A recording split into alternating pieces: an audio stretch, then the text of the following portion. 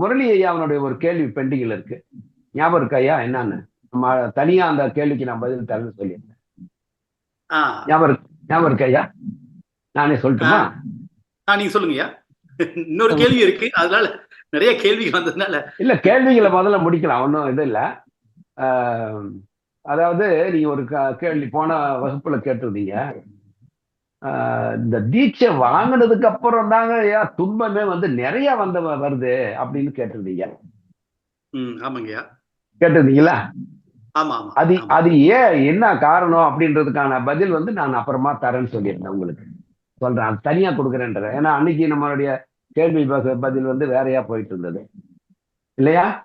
ஆமா ஆமா ஆமா. ஓகே.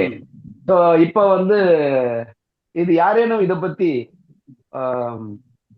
தெரிஞ்சிருக்கிறீங்களா? ஏதாவது தெரியுமா இதை பத்தி? ஏன் வந்து தீட்சை வாங்கினதுக்கு அப்புறம் துன்பங்கள் வந்து அதிகமா வருது?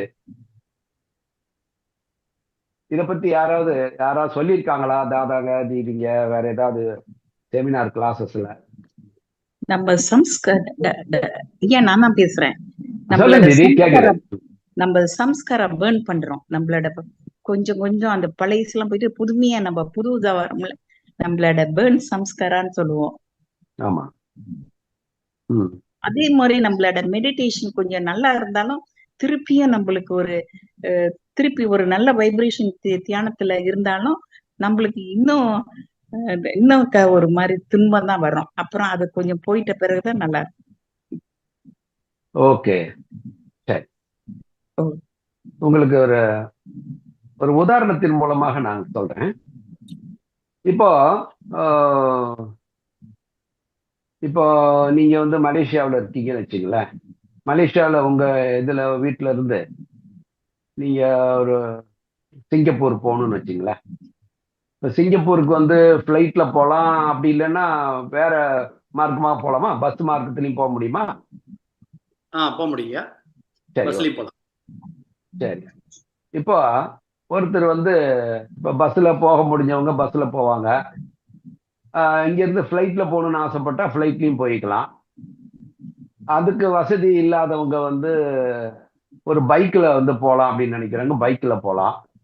பைக்கும் இல்லாதவங்க சைக்கிள் இருந்தா சைக்கிள்லயே கூட ட்ரை பண்ணலாமே அப்படின்னு சைக்கிள்லயும் ட்ரை பண்ணலாம். வாய்ப்புகள் இருக்குல்ல? இருக்கா? சரி, இருக்குயா. நடந்தே போலாயா? நடந்து கூட நடந்தே போய் என்கிட்ட எதுவுமே இல்லை, நான் நடந்துதான் போய் ஆகணும், நடந்தே போயிடுறேன், 2 நாள் ஆனாலும் பரவாயில்ல அப்படின்னு ஒருத்தர் போறாங்கன்னு வச்சுக்கோம். ஸோ இத்தனை விதமான உங்களுக்கு போய் சேர வேண்டிய இடம் எந்த இடம்? சிங்கப்பூர். இப்ப சிங்கப்பூருக்கு ஒருத்தர் வந்து நடந்தே போகணும்னு நினைக்கிறாரு, ஒருத்தர் சைக்கிள்ல போகணும்னு நினைக்கிறாரு, ஒருத்தர் பைக்ல போகணும்னு நினைக்கிறாரு, ஒருத்தர் கார்ல போகணும்னு நினைக்கிறாரு, ஒருத்தர் வந்து பஸ்ல அல்லது வந்து ஃபிளைட்ல போகணும்னு நினைக்கிறாரு, அல்லது ட்ரெயின்ல போகணும்னு நினைக்கிறாரு. இந்த ஒண்ணுமே பாத்தீங்கன்னா இந்த ரீச் பண்ற டிஸ்டன்ஸ் என்னமோ சேம் தான், கிலோமீட்டர் வைஸா பாத்தீங்கன்னா சேம் தான் இல்லையா? நீங்க போற மீடியம் வந்து வெவ்வேறையா இருக்கு, ஆனா உங்களுடைய இலக்கு வந்து சிங்கப்பூர் போறதுன்றது சரிதானே? அப்போ உங்களுடைய இந்த நீங்க கிளம்புற இடத்துல இருந்து நீங்க போய் சேர வேண்டிய அந்த இலக்கு இருக்கு இல்லையா, இடம், சேருகின்ற இடம், இந்த டெசிடரேட்டம், அதுக்கு இடையில நீங்க அந்த வழி நெடுக எதையெல்லாம் நீங்க கடந்து போகணும், கடலை கடந்து போகணுமா அல்லது ஃபாரஸ்ட்டை கடந்து போகணுமா, இப்படி எதெல்லாம் கடந்து ஒவ்வொரு ஊர் இருக்குல்ல, இதுல இருந்து இடையில வந்து சில ஊர்கள்லாம் இருக்கும், அதெல்லாம் தாண்டி தானே போகணும் இல்லையா? ஆமா. நீங்க இந்த அந்த சிங்கப்பூருக்கும் நீங்க கிளம்புற இடத்துக்கும் நடுவில் இருக்கிற அந்த ஊரு, எத்தனை ஊர் வருது, எத்தனை இது வருதோ, அந்த அந்த இடங்கள் எல்லாம் நீங்க தாண்டி போற இடங்கள் என்பதுதான் அங்க இருக்குது. ஓகேவா? இப்போ நடந்து போறவருக்கு இதெல்லாம் பார்த்துக்கிட்டு தான் போவாரு. வழியில என்னென்ன இருக்கோ அதெல்லாம் பார்த்து தான் போயாகணும், கடந்து தான் போயாகணும். இதெல்லாம் கடக்காம நீங்க ஒரு இடத்துல இருந்து இன்னொரு இடத்துல அது இடையில என்னென்ன இடம் இருக்குதோ, என்னென்ன இருக்கோ அதெல்லாம் கடந்து தான் போயாகணும். நீங்க எப்படி வேணாலும் போங்க, ஆனாலும் போற வழியில வந்து எதையெல்லாம் கடந்து போகணுமோ அதெல்லாம் கடந்து தான் போகணும் இல்லையா? சரி. இப்ப நடந்து போறவருக்கு அந்த போய் சேர்றதுக்கு அப்ராக்சிமேட்டா எவ்வளவு நேரம் ஆகும்னு நினைக்கலாம்? இங்க மலேசியால நடந்து போறதுக்கு ஏறக்குறைய 1 மணி நேரம் பிடிக்கும் ஐயா. அவ்வளவுதான். ஓ, அது. சரி சரி. இது வந்து நான் வந்து ஒரு எக்ஸாம்பிள் என்னன்னா, மிக தொலைவில் இருக்கக்கூடிய ஒரு இடத்துக்காக நான் ஒரு எக்ஸாம்பிள் சொன்னேன். அது உங்களுக்கு அவ்வளவு பக்கம் தான் எனக்கு தெரியாது. ஆனாலும் கூட எது வேணா வச்சுங்க. ஆனா நடந்து போறதுக்கோ, நடந்து போறவரும் அங்க இடையில என்னென்ன இருக்குதோ அதெல்லாம் கிராஸ் பண்ணி தான் போகணும். ஒன்றொன்றையும் என்னென்ன இடங்கள் இருக்குதோ இடையில அது வந்து ஒவ்வொரு இடங்கள் இருக்கலாம், ஒரு ஸ்டேஷன்ஸ் இருக்கலாம் இல்லையா? அதெல்லாம் கடந்து தான் போகணும். ஒரு ட்ரெயின்ல போறவா இருந்தாலும் சரி, கார்ல போறவா இருந்தாலும் இதெல்லாம் கடந்து தான் போகணும். இப்போ இருக்கிறதுலயே அதிக வேகமாக போய் சேரக்கூடிய ஒரு இது வந்து என்ன இருக்கு அங்க நம்மளுக்கு டிரான்ஸ்போர்டேஷன் என்ன இருக்கு? ட்ரெயின் இருக்கா? ட்ரெயின் இருக்கியா? ட்ரெயின் இருக்கு. புல்லட் ட்ரெயின், மெட்ரோ ட்ரெயின் அந்த மாதிரி இருக்கலாம். ஃபாஸ்ட் ம். அல்லது ஃபிளைட்டும் இருக்கா? இங்கேருந்து போறதுக்கு ஃபிளைட் 1 ஹவருக்கு தேவையில்லை, யாரும் போக மாட்டாங்க. ஆனா இருக்கிறதுலயே அந்த ஃபாஸ்டஸ்ட் ஒரு இது என்ன அப்படின்னு பாத்தீங்கன்னா ட்ரெயின்னு வச்சுங்களேன். இப்போ இந்த ட்ரெயின்ல போகணும்னாலும் அந்த இடத்துல இருந்து அந்த இடத்துக்கு போகும்போது அந்த ஒவ்வொரு இதையும் வந்து கடந்து தான் போயாகணும் இல்லையா? ம். நடந்து போனாலும் அவங்க வந்து ரூட் வந்து வேறையா இருந்தாலும் இந்த கடந்து போக வேண்டிய பல கட்டங்கள் இருக்கு இல்லையா? ஸ்டேஷன்ஸ் அல்லது இடங்கள், சில பஸ் ஸ்டாப்ஸ், சில அந்த மாதிரி சில இது ஒண்ணு கடந்து போகணும் போது இப்போ அதிக விரைவாக செல்லக்கூடிய ஒரு வாகனத்துல செல்கின்றவரும் இதை கடந்து தான் போறாரு, எல்லாத்தையும் கடந்துடுறாரு. ஒரே ரூட்லயே போறதாக வச்சுக்கோமே. இப்ப ட்ரெயின் போற ரூட்லயே நீங்க ட்ரெயின் சைக்கிள் போறதுக்கும் வழி இருக்கிறதா வச்சுக்கோ. ஏன்னா நீங்க குழம்பி போகாம இருக்கிறதான்னு சொல்றேன். ஒருத்தர் ஒரே ரூட் இருக்கு. அதுல வந்து ஒருத்தர் வந்து ட்ரெயின் ரூட்லயும் போறாரு, அது நடந்து போறதுக்கும் அதே ரூட்ல இருக்கு. இப்படி எல்லாமே ஒரே ரூட்ல இருக்குதா வச்சுக்குவோம். ஸோ அப்ப ஒன்றொன்றையும் அவர் ஒவ்வொருத்தருமே ட்ரெயின்ல போறவரு, நடந்து போறவரு எல்லாருமே கடந்து தான் போயாகணும். இப்போ அந்த இருக்கிறதுலே மிக வேகமாக கடந்து செல்லுகின்றவரு இடையில வந்து ஒரு 10 இடையில வரக்கூடிய ஒரு இடங்கள் ஒரு 10 இடங்களை தாண்டி போறதா வச்சுக்குவோம். ஃபார் எக்ஸாம்பிள் இப்போ இன்னொன்னு சொல்லணும்னாக்கா இப்ப நான் வந்து இப்ப இங்க இருந்து சென்னையில இருந்து நான் வந்து மும்பைக்கு போகணும் அப்படின்னா இப்போ வந்து நான் ஃபிளைட்ல போனாலும் சரி அல்லது ட்ரெயின்ல போனாலும் சரி அல்லது கார்ல போனாலும் நான் வந்து எத்தனை ஸ்டேட்ஸை கடந்து போகணும் அல்லது எத்தனை ஸ்டேஷன்ஸ் நான் கடந்து போகணும். இப்ப இருக்கிறதுலயே ஃபாஸ்டான ஒரு மீடியத்துல போனாலும் அத்தனையும் கடந்து தான் போயாகணும் இல்லையா? இது ஒரு ஜென்ரலான ஒரு ரூல். ம். ஆனா இந்த மிக வேகமாக போகின்றவரு அவரும் எல்லாத்தையும் கடந்து போறாரு, நடந்து போறவரும் கடந்து போறாரு. ஆனா வேகமா போறவரு விரைவாக ஒன்றொன்றையும் கடந்து போறாரு. உண்மையா பொய்யா? ம். ஆமா. நடந்து போறவர் வந்து ஒரு ஸ்டேஷனுக்குன்னா அதுக்கு வந்து 6 நேரம் இருந்தது. நீங்க அதே வந்து ஃபிளைட்ல போகணும்னா ஒரு 10 நிமிஷத்துல அந்த இடத்த தாண்டி போயிடுவீங்க. ஆனா அதை தாண்டி தான் போறீங்க இல்லையா? அப்போ இந்த மிக விரைவாக செல்லக்கூடியவரு மிக விரைவாக அடுத்தடுத்து 5 நிமிஷம் ஒண்ணா அடுத்தது ஒரு வேற ஸ்டேஷன் வருது, அடுத்தது வேற ஸ்டேஷன் வருது, அடுத்தது வேற ஸ்டேஷன் வருது. ஆனா அதே நடந்து போறவருக்கு பாத்தீங்கன்னா அது 5 நிமிஷத்துல வர்றது இவருக்கு 1 மணி நேரம் ஆகுது இல்லையா? நான் சொல்ற வர விஷயம் புரியுதா என்னன்னு? அப்போ இப்ப அந்த சாதனை எடுத்துக்கிறவங்க என்னன்னா அதிவிரைவான இலக்கை நோக்கி அதிவிரைவாக செல்லுகின்றவர் சாதனா எடுத்துக்கிட்டவங்க. இப்ப அவங்க எவ்வளவு வேகமா போறாங்களோ அவ்வளவு வேகமா அடுத்தடுத்த ஸ்டேஷனுக்கு கடந்து கடந்து போறாங்க. இந்த ஸ்டேஷன் என்று நான் சொல்றது அவங்களுடைய சம்ஸ்காரம். இப்ப நீ கம்பேர் பண்ணி பாருங்க. இப்போ மிக துரிதம் வேகமாக போகின்ற ஒரு வெஹிக்கிள்ல போறவரு உடனே ஒரு ஸ்டேஷன் விட்டு அடுத்தது பார்த்தா 5 நிமிஷத்துல பார்த்தா அடுத்த ஒரு ஸ்டேஷனுக்கு கடந்து போகுது அவருடைய இது.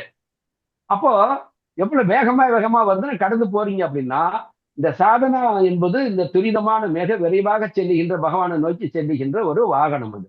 அந்த வாகனத்துல செல்கின்ற பொழுது ஜெயா தீதி சொன்ன மாதிரி நம்ம சாதனா என்பது எதை வந்து சம்ஸ்காரங்களை வந்து அது எரிக்கிறது இல்லையா? நம்மளோட ஈஸ்வர பிரணிதானம் என்பது தீட்சை வாங்கினதுக்கு அப்புறம் ஈஸ்வர பிரணிதானம் வாங்கினதுக்கு அப்புறம் நிறைய பேர் இதை ஃபீல் பண்றாங்க. என்னங்க தியானம் பண்ண ஆரம்பிச்ச உடனே எல்லாம் அமைதி கிடைக்கும், சந்தோஷம் கிடைக்கும்னு பார்த்தா அடிக்கடி துன்பம் மேல துன்பம் வந்துகிட்டே இருக்குது. அதுதான் நீங்க கேட்டீங்க. இதுக்கு பின்னால இருக்கிற சயின்ஸ் என்னன்னா நீங்க வேகமா சாதாரண ஸ்பீட்ல போயிட்டு இருக்கிற ஒரு மனிதன் தீட்சை வாங்கினதுக்கு அப்புறம் அந்த இலக்கை நோக்கி வேகமா போகும்போது அவனுடைய வினைப்பயன் அடுத்தடுத்து அப்படின்னா அர்த்தம்னா அவ்வளவு வேகமாக அதை கடந்து செல்லுகின்றான் என்றுதான் அர்த்தமே ஒழிய இது வந்து துன்பங்கள் வந்து அதிகமா வருது இல்லை. அது நம்ம பார்க்கறதுக்கு அடிக்கடி துன்பம் வர மாதிரி இருக்குது. பட் இதுக்கு பின்னாடி இருக்குது என்னன்னா நீங்க மிக துரிதமான வேகத்துல மற்ற மனிதர்களை விட ஒரு சாதகன் மிக துரிதமான ஒரு வேகத்துல செல்லுகின்ற பொழுது அவன் சாதாரணமாக ஒரு மனிதர்கள் கடந்து போக வேண்டிய வினை பயன்களை 10 பிறப்புல கடந்து போக வேண்டிய வினைப்பெண்களை நீங்க ஒரு பிறப்புலயே கடந்து போயிடுறீங்க. புரியுதா? நான் சொல்ல வர விஷயம் புரியுதா உங்களுக்கு? புரியுது இதுதான் புரியுது. நீங்க வந்து அடிக்கடி அதிக துன்பம் வருது இல்ல, அதிக துன்பம் எக்ஸ்ட்ராலாம் வரல. மிக விரைவாக 10 இதை வந்து நீங்க 10 நாள்ல கடக்க வேண்டியதை 10 நிமிஷத்துல 10 வினைப்பெண்களை கடந்துருவீங்க. இதுதான் நடக்குது. அந்த வினைப்பெண்கள் அவ்வளவு விரைவாக கடந்து போறீங்க நீங்க. அவ்வளவு விரைவாக அது வந்து நீங்க கடந்து போறீங்கன்னு என்ன அர்த்தம்? கழியுது, பர்ன் ஆகிட்டே போயிட்டு இருக்கு. இது ஒரு விஷயம். இன்னொரு விஷயம், சாதாரண மனிதர்கள் எவ்வளவு தாமதமாக அவங்க பிரயாணம் செய்தாலும் அவங்க கடந்து போக வேண்டியதுல, அவங்க கடந்து போற ஒரு ஸ்டேஷன்லயும் அவங்க நின்னு போற பேசஞ்சர் வண்டி இருக்குது. இப்ப ஒரு ஸ்டேஷன்லயும் நிக்கும் போது ஒருத்தர் இறங்கி அது வாங்குவாரு, இது வாங்குவாரு. திடீர்னு பார்த்தா அவருக்கு தெரியாம ட்ரெயினுக்கு கிளம்பி போயிடும், ட்ரெயினை மிஸ் பண்ணிடுவாரு. இப்படி பல விதமான சிக்கல்கள் இருக்குது. இது சாதாரண ஒரு மனிதனுடைய ஒரு இதுல இருக்குது, இந்த மாதிரி ஏற்படக்கூடியது. ஆனா ஒரு சாதகனுக்கு இது போன்ற வரக்கூடிய வினைப்பெண்கள் எதுவாக இருந்தாலும் இது போன்ற தொல்லைகளினுடைய இது வந்து அதிகமாக இருக்காது. காரணம் என்னன்னா, ஆனா அந்த அறிகுறிகள் கட்டாயமாக இருக்கும். அந்த அறிகுறிகள் கட்டாயமாக வரும். ஆனா உண்மையிலேயே ஒரு சாதகனாக இல்லைன்னா அவங்க அந்த ஒருவரையும் கடந்து போகும், ஒரு வினைப்பயனும் கடந்து செல்கின்ற பொழுது அந்த வினைப்பயன்களுடைய தாக்கம் இருக்குல்ல, பாதிப்பு என்பது மிக பெரியதாக இருக்கும். ஆனா ஒரு சாதகர்களுக்கு அது போல இல்லை. ஒரு தலைக்கு தலை போக வேண்டியது அப்படின்ற இடத்துல ஒரு தலைப்பாக போகுதுன்னு சொல்லுவாங்க பாருங்க. தலை போக வேண்டியது தலைப்பாகன்னு போச்சுங்க அப்படின்னு பலர் தன்னுடைய வாழ்க்கையில வந்து அவங்க இதெல்லாம் உணர்வதை நீங்க பார்த்திருக்கலாம். இது இறைவனுடைய கருணையினால அப்படின்னு நம்ம பர்சனல் லைஃப்லயே கூட பல விஷயங்கள் மிக பெருசா ஏதோ வர வேண்டியது, ஆனா சாதாரணமா இது மிராக்கிள் இது அப்படின்னு நம்ம பேசுவோம். இந்த ஒரு பெனிஃபிட்டும் சாதகர்களுக்கு இருக்கு. மிக விரைவாக கழிச்சிட்டு போறாங்க. ஆனா இன்னொன்னு மூன்றாவது விஷயம் என்னன்னா, மிக விரைவில் அவங்க கழிச்சுக்கிட்டு போய் அந்த இதெல்லாம் கடந்த ஒரு நிலையும் அவங்க வந்து ஒரு அமைதியான ஒரு அந்த இதுவும் வந்து இதெல்லாம் கடந்து முடிஞ்சதுக்கு அப்புறம் பிரயாணம் பண்ண வேண்டிய ஒரு இதுவும் இந்த சாதகர்களுக்கு உண்டு. ஆனா மற்றவர்களுக்கு வந்து வினைப்பெண்களை மட்டுமே கழிப்பாங்க. இங்க வினைப்பெண்கள்லாம் கழிச்சு பேரின்பத்திலேயே வந்து வாழுகின்ற ஒரு இதையும் வந்து கிடைக்கும். இந்த 3 விஷயங்கள் சாதனாவுக்கு அப்புறம் ஏற்படுகின்ற விஷயங்கள். புரியுதா? புரியலன்னா கேளுங்க. இல்லையா? புரியுதுயா? தெளிவா புரிஞ்சது இல்லையா? இந்த 3 விஷயங்கள் அவங்க சாதகர்களுக்கான இதெல்லாமே மிகவும் பயன். இது இங்க வந்து ஒரு அந்த துன்பங்கள் நிறைய வருதுனாலும் அந்த துன்பங்கள் உண்மையிலேயே எக்ஸாக்டா நம்ம கழிக்கிறதே கிடையாது. 5% தான் ஒன்னுலயும் நம்ம வந்து அனுபவிக்கிறோம். மீதியெல்லாம் வந்து எரிஞ்சு போயிடுது. தப்த பீஜம்னு சொல்றார் பாபா. விதை வந்து பீஜம்னா விதை. ஒரு விதை வந்து அதாவது வினைப்பயனை வந்து விதையாக வந்து கம்பேர் பண்ணி சொல்லுவாரு. ஒரு விதை வந்து போட்டா அது முளைக்கிறதுக்கு அது குறித்து முளைச்சி வர்றதுக்கு டைம் ஆகும், முளைச்சி வருவோம். ஆனா அந்த விதையை வந்து நெருப்புல தீயில வந்து சுட்டுட்டீங்கன்னா, எரிச்சிட்டீங்கன்னா, அது நீங்க மண்ணுல போட்டாலும் தண்ணி ஊத்தினாலும் எப்ப பண்ணாலும் அது வந்து முளை விடுமா? விடாது. அதான் தப்த பீஜனா எரிந்த விதைகள் என்று சொல்றாரு. வினைப்பயன்களை சாதனா போகும்போது அப்ப மிக விரைவாக, அதான் சொன்ன 10 பிறப்புகள்ல அனுபவிக்க வேண்டியதை கடந்து போக வேண்டியதை நீங்க ஒரே பிறப்புல, அதனாலதான் ஃபாஸ்டா போறீங்க, நீங்க கடந்துட்டு போறீங்க. அதுலயும் உங்களுக்கு வந்து 5% அந்த துன்பங்கள் தான். நம்ம துன்பங்களை மட்டும்தான் பெருசா பேசுறோம், சந்தோஷங்களை பற்றி யாரும் பேசுறது இல்ல. ஏன்னா சந்தோஷம் சொல்லிக்கிறது கொஞ்சம் தான், துன்பங்கள் என்பதுதான் எல்லா மனிதனுடைய வாழ்க்கையிலே அதிகம். ஏன்னா நம்ம நெகட்டிவ்ல இருந்து தான் பாசிட்டிவ் வந்துட்டு இருக்கிறோம். அப்ப நெகட்டிவ்ல இருந்து பாசிட்டிவ் ரொம்ப அதிகமான நெகட்டிவ் தான். விலங்கு நிலையில இருந்தா நம்ம மனித நிலைக்கு வந்திருக்கிறோம். அதனால அதெல்லாம் வந்து அதிகமான அந்த நெகட்டிவான விஷயங்கள் தான் இருக்கும். ஸோ இதெல்லாம் தான் அதுக்குள்ள இருக்கக்கூடிய விஷயங்கள். இப்ப தெளிவா புரிஞ்சிருக்கும்னு நினைக்கிறேன் உங்களுடைய கேள்விக்கு பார்த்து. எல்லாரும் நினைப்புல வச்சுங்க, இதுதான் அதுக்கு பின்னால் இருக்கிற சயின்ஸ். அதனால சாதனாவை பார்த்து பயப்படுறதுக்கெல்லாம் ஒண்ணும் இல்லை. உண்மையிலேயே அங்க பெனிஃபிட் தான் அங்க ஏற்படுது சாதகர்களுக்கு. ஓகே, சரியாங்க? சரிங்க. ஓகே.